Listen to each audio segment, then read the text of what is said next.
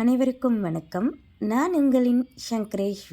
தங்களின் பொன்னான நேரங்களை என் கதைகளோடு பயணிக்க உங்கள் அனைவரையும் இன்பமாய் வரவேற்கிறேன்.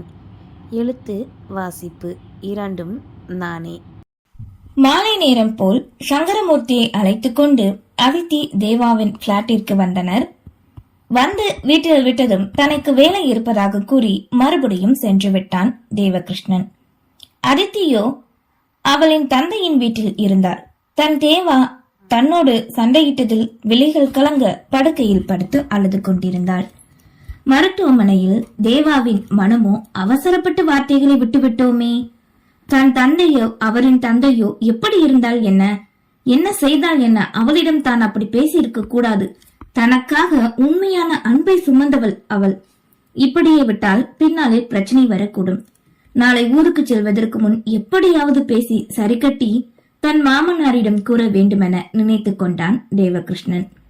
இங்கே வீட்டில் விஷாலாட்சி உணவு சமைக்க சென்றுவிட மாமனாரோடு அறையில் இருந்த யாழ்மதியின் மனமோ தேவா அதித்தி இருவரும் சண்டையிட்டதையே நினைத்துக் கொண்டிருந்தது. தேவா கூறியதை எப்படியோ தெரியாது, ஆனால் அதித்தி கூறியது உண்மைதானே. தன் மாமாவின் மனம் அப்படித்தானே நினைக்கிறது. அதனை அவரின் வெளியசவிலும் முக பாவனையிலுமே கண்டு கொண்டாளே. என்னம்மா, என்ன யோசிக்கிற? நாளைக்கு கிளம்ப எல்லாத்தையும் எடுத்து வைக்க வேண்டியதானே? இளந்திரன் போன் பண்ணானாமா? மருமகளிடம் கேட்கவே, காலையில தான் பேசினேன் மாமா என்றவளோ வாசல் கதவினை பார்த்துவிட்டு பின் மாமாவிடம் திரும்பினாள். மாமா, நீங்க எதையுமே என்கிட்ட மறைக்க மாட்டீங்கல்ல, சொல்லுங்க. எதுக்காக இப்போ உங்களுக்கு உடம்புக்கு முடியாம போச்சு? அப்படி உங்க மனசுல என்ன இருந்தது? ஒருவேளை நானும் இலா மாமாவும் பிரிஞ்சிருந்ததை நினைச்சுக்கிட்டே இருந்தீங்களா? நிச்சயம் அவர் அப்படி நினைக்கவில்லை என அறிந்தே கேட்டாள். அப்படிலாம் இல்லையம்மா. அப்போ நாங்க பிரிஞ்சிருந்தது உங்களுக்கு சந்தோஷமா மாமா? கேட்டவளின் எண்ணங்களோ அதித்தி கூறியதைத்தான் நினைத்தது. தேவாவை மட்டுமே மாமா குறிவைத்து கேட்டது போல இருக்க, என்னடா நீ இப்படி பேசுற? மென்மையாய் கேட்க, இல்ல மாமா, நான் சும்மா தான் சொன்னேன். அப்போ எது உங்க மனச பாதிச்சது? இளையா மதினியா இல்ல தேவா மாமாவா? ஆழமாக கண்டு கேட்டாள். நீயும் இலாவும் சேர்ந்து வாழணும் தான் அது கடவுளோட எண்ணம். அதனால உங்க கல்யாணம் நடந்துச்சு. நீங்களே பிரிஞ்சிருந்தாலும் உங்களால பிரிய முடியாதுமா. எங்க மேல அவ்வளவு நம்பிக்கை இருக்கு மாமா உங்களுக்கு, அப்ப ஏன் தேவா மாமா மேல இல்ல? கேட்க மருமகளின் முகத்தினை ஆழமாக கண்டார். சொல்லுங்க மாமா, நான் சொல்றது சரிதானே? ஆமாடா மதி, தேவாவை இவங்க எல்லாருமே சேர்ந்து என்கிட்ட இருந்து பிரிக்கிற மாதிரியே எனக்கு தோணுது. எங்க தேவா வருங்காலத்துல என்னையே மறந்துருவானோன்னு நினைச்சிட்டேன். அவ என் உசுருடா என்று தன் மனதில் இருந்த எண்ணங்கள் கவலைகள் அனைத்தையும் கூறிவிட கேட்ட யாழ்மதிக்கு என்ன சொல்வது என்றுதான் தெரியவில்லை. என்னாச்சுமா, இந்த மாமனை தப்பா நினைக்கிறியா நீ? அச்சோ இல்ல மாமா. கூறியவளின் மனமோ இப்போதைக்கு எதுவும் வேண்டாம். இவரோட ஆசைப்படியே எல்லாரும் ஊருக்கு போனதுக்கு அப்புறம் பாத்துக்கலாம். அதுக்கப்புறம் தேவா மாமா வச்சு இவரோட மனசுல இருக்கிற எண்ணம் தப்புன்னு உணர வைக்கணும் முடிவெடுத்து கொண்டாள். மாமா, நாளைக்கு ஊருக்கு போகணும்ல, பக்கத்துல கொஞ்சம் ஷாப்பிங் பண்ணிட்டு வந்துடுறேன். தனியாவத்தா போற? உன் மாமியாவை வேணா கூட்டிட்டு போ. இல்ல வேண்டாம் மாமா, நானே பாத்துப்பேன். உங்களை பாத்துக்க ஒரு ஆள் வேணும்ல. இங்க வந்துடுறேன் சீக்கிரமேவும். காசு வச்சிருக்கியா? என்னன்னா இலாவை வேணா போட சொல்லட்டு மாமா. இங்க சரி என்றவாறு அத்தையிடமும் சொல்லிக்கொண்டு வீட்டிலிருந்து கிளம்பினாள். வெளியே வந்தவளோ நேராக சென்றது அதித்தியின் வீடு.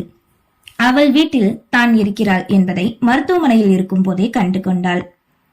அதித்தியின் வீட்டின் முன்னே இறங்கி உள்ளே செல்ல, அடடா வாமா வா, உன் மாமனார் எப்படி இருக்காரு? என்னம்மா தனியா வந்திருக்க? கேட்டவாறே அவளை அமர வைக்க, ஒண்ணு இல்ல பெரியம்மா, நாளைக்கு நாங்க ஊருக்கு கிளம்புறோம், அதான் பாத்துட்டு போகலான்னு நினைச்சு வந்தேன். பெரியப்பா இல்லையா? அண்ணனை காணுமே. அவன் இன்னும் வரலம்மா, இதோ வீட்டுலதான் இருக்காக. நைட்டு போறேன்னு சொன்னாரு ஹாஸ்பிட்டலுக்கு. என்னங்க என்னங்க அழைக்கவே கீழே இருந்த அறையிலிருந்து அவரும் வெளியேறியவாறு வரவேற்று வந்தார். பின் அமர்ந்து சில விஷயங்கள் பொதுவாக பேச, கவனமா போயிட்டு வாங்க, பிளைட்ல போயிருங்க, சீக்கிரம் போயிடலாம், அப்பதான் அவரோட உடம்புக்கு நல்லதுமா என தன் சம்பந்தியை பற்றி பசுபதி கூறவே, சரிங்க பெரியப்பா, அப்புறம் ஒரு முக்கியமான விஷயம் பேசணும். என்னம்மா சொல்லு. கொஞ்ச நாளைக்கு அதித்தியும் தேவா மாமாவும் அங்க ஊருக்கு வந்திருந்தா நல்லா இருக்கும். அதுக்கு என்ன, கூட்டிட்டு போங்க, ஒரு வாரம் இருந்து கூட வரட்டும். ஒரு வாரம் இல்ல, ஒரு வருஷம் இருந்தா நல்லா இருக்கும். அதனை கேட்ட பசுபதியோ அதிர்ந்து போய், என்னமா நீ இப்படி சொல்ற? ஒரு வருஷமா? ஒரு வருஷம் அங்க இருந்தா எங்க ஹாஸ்பிட்டல்ல யாரு பாத்துப்பா? நான் வேற இப்ப தேவாவை நம்பி இன்னும் கொஞ்சம் வசதிகள் எல்லாம் கொண்டு வரணும்னு நினைச்சுக்கிட்டு இருக்கேன் என மறுப்பது போல் கூறிவிட, தேவா மாமா இல்லாம வேற டாக்டர் அப்பாயின்மெண்ட் பண்ணிக்கலாம்ல? அது எப்படிமா முடியும்? ஏன் முடியாது பெரியப்பா? தேவா அளவுக்கு யாரும் ஒர்க் பெஸ்ட் அண்ட் பர்ஃபெக்டா இருக்க மாட்டாங்க. நான் தேவாவை என்னைக்கு முதல் முறையா பார்த்தேனோ அப்பவே அவன் செயல்படுற விதம் எனக்கு பிடிச்சு போச்சு. என் பொண்ணுக்கு இவனை கட்டிக்க போறேன்னு சொல்லும் போது ஒரு அப்பாவை விட டாக்டர் மூளைய வச்சுதான் நான் யோசிச்சு பார்த்தேன். இவன் இருந்தா என்னோட ஹாஸ்பிட்டல் டாப்ல இருக்கும். அவன் அந்த அளவுக்கு ஒர்க்ல திறமையானவமா என வெளிப்படையாக தன் மகள் மருமகள் இல்லை என்ற எண்ணத்தில் கூறினான். ஓ, அப்ப எங்க தேவா மாமாவை விட அவர் படிச்சு வேலை பார்க்கிற இந்த டாக்டர் பதவிதான் நீங்க நம்புறீங்க? ஆமாமா, ஆனா தேவா ஜென்யூன் பர்சன் எனக்கு தெரியும். என் பொண்ணுக்கு அவனால எந்த பாதிப்பும் வராது. தெரிஞ்சுதான் அவங்க காதலுக்கு நான் சம்மதம் சொன்னேன். அப்படியா? சரிங்க பெரியப்பா, எல்லாம் நல்லபடியா முடிஞ்சதே போதும். சரி, நாங்க மட்டும் நாளைக்கு கிளம்புறோம் என கூறிவிட்டு அங்கிருந்து கிளம்பினாள் யாழ்மதி. செல்லும் போது மாடிப்படியை இவர்கள் அறியாது ஒரு பார்வை பார்த்துவிட்டுத்தான் சென்றாள். இவள் நினைத்தது போன்றே அதிர்வோடு இன்று ஒரு நாளில் இரண்டாவது ஏமாற்றத்தை சந்தித்த உணர்வில் நின்றாள் அதித்தி. தேவா கூறிய அனைத்தும் இப்போது தந்தையின் வாய்மொழி கூற்றில் உண்மையாகிவிட்டதே. அறைக்கு வர இந்த உண்மை தெரிந்து தனக்கே இப்படி வலிக்கிறது என்றால் மனதிற்குள்ளே வைத்துக் கொண்டு இருந்த அவனுக்கு எப்படி வலிக்கும்? இப்போது என்ன செய்ய? தங்களின் வாழ்க்கையில் இருவரும் எதற்கு இப்படி சதி செய்கிறார்கள்? பெற்றவர்கள் இருவராலும் தங்களுக்குத்தான் பிரச்சனை வருகிறது நினைத்து தவித்துக் கொண்டிருந்தாள். சிறிது நேரம் செல்ல யாழ்மதியிடமிருந்து அழைப்பு வரவே, சொல்லுமதி எடுத்ததும் கூறினாள். அக்கா, அடுத்தவங்க பர்சனல் தலையிடக்கூடாதுன்னு எனக்கு தெரியும். ஆனா காரணமே இல்லாம மனசு போட்டு குழப்பிக்கிறதா மிகப்பெரிய கொடுமை. எனக்கு நடக்கிற பிரச்சனை எல்லாமே தெரியும். அதுக்காக உங்க அப்பாவையும் என் மாமாவையும் நான் தப்பு சொல்ல வரல. நீங்க கொஞ்சம் நாள் எங்களோட ஊருக்கு வர்றதுதான் நல்லதுன்னு தோணுது. 2 பேரோட அப்பாவும் பிள்ளைகள் நினைக்காம அவங்கள மட்டுமே நினைச்சிட்டாங்க. அது தப்புன்னு சொல்லிட்டு 2 பேர் மனசுல இருக்கிற எண்ணங்களை அழிக்க முயற்சி பண்ணுங்க. நான் என்ன சொல்ல வரேன் அப்படின்னா, நீங்க சொன்னது சரிதான், ஏன் மாமாவோட மனசுலயும் என்றுதான் தான் பேசிய அனைத்தையும் கூறினாள். அதை போக்குறதுக்கான வழியத்தான் நான் தேடுறேன். உங்க வாழ்க்கை நீங்க இழந்துடாதீங்க அக்கா. என் மேல உங்களுக்கு நம்பிக்கை இருந்தா கொஞ்ச நாள் மட்டும் ஊருக்கு வாங்க அக்கா. இனி உங்களோட முடிவு கூறிவிட்டு யாழ்மதி வைத்துவிட யோசிக்க ஆரம்பித்தாள் அதித்தி. இரவு நேரம் அதித்தியின் வீட்டுக்கு வந்தான் தேவகிருஷ்ணன். காலையில் சண்டையிட்டது தவறு என தெரிந்திருந்தும் எந்த முகத்தை வைத்துக்கொண்டு அவளை காண்பது? இப்படியே இருக்கவும் முடியாது. பேசி புரிய வைத்துவிட வேண்டுமென எண்ணத்தில் உள்ளே நுழைய மருத்துவமனை செல்ல கிளம்பிய பசுபதி விலைகளில் விழுந்தார். அடடா, வாப்பா தேவா, டியூட்டி முடிஞ்சதா? சீக்கிரம் வந்துட்ட. அங்க ஹாஸ்பிட்டல்ல இப்ப யார் இருக்கா? பசுபதி கேட்க, ரமணன் டாக்டர் இருக்காரு மாமா. சரி வாப்பா, சாப்பிடலாம். அதித்தி, ஆதி, 2 பேரும் சாப்பிட வாங்க. தேவாவும் வந்துட்டான். இங்க சற்று நேரம் சென்று இருவரும் கீழே இறங்கி வந்தனர். தேவாவின் விழிகளோ மனைவியின் முகத்தினை விட்டு நகரவில்லை. அதிகமாக அழுதிருக்கிறாள் என்பது சிவந்த விழிகளை வைத்தே தெரிந்துவிட மனமோ வேதனை கொண்டது.